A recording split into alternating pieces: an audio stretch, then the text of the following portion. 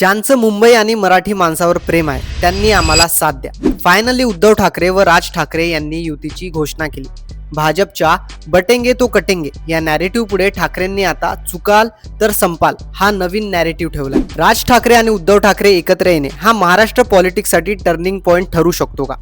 मुंबईत around 98 lakh voters आहेत. यापैकी 35 to 38% मराठी वोटर्स आहेत. राज ठाकरे सोबत असल्याने ऑब्विसली मराठी वोट्स डिवाइड होणार नाहीत. त्याचा फायदा ऑब्विसली ठाकरेंना होईल.